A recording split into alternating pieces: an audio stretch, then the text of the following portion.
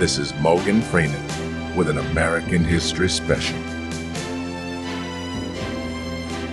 Bleeding Kansas. In the turbulent years leading up to the American Civil War, one episode stands out as a microcosm of the deep-rooted tensions tearing the nation apart.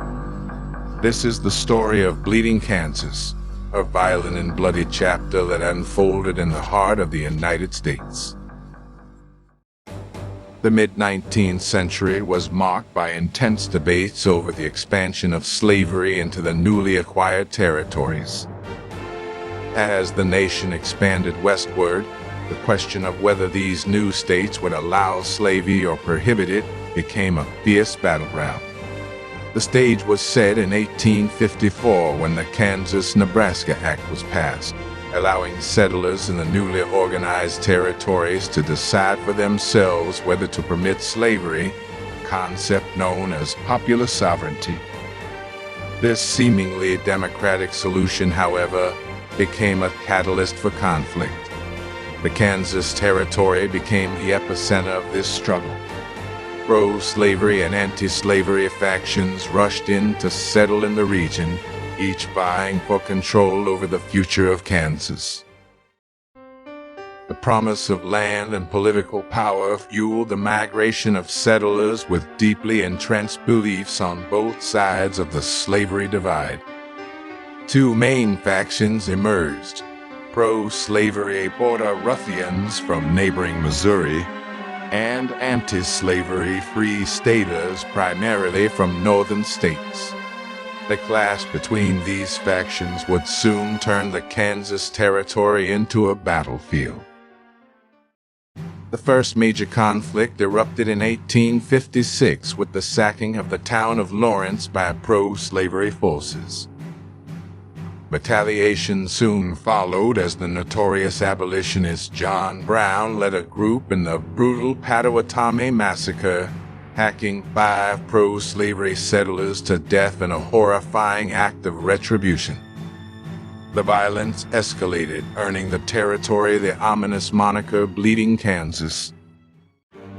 The struggle for control over Kansas reflected the larger ideological battle over the future of slavery in the United States of America. Newspapers and political cartoons depicted the chaos, as both sides accused the other of voter fraud, intimidation, and outright aggression. The conflict in Kansas was no longer a regional dispute. It was a symbol of a nation torn asunder by irreconcilable differences. The events in Bleeding Kansas had far-reaching consequences. The violence and chaos deeply influenced national politics, further polarizing the country along sectional lines.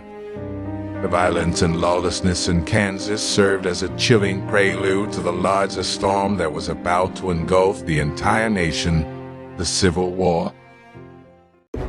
In 1861, the first shots of the Civil War were fired at Fort Sumter.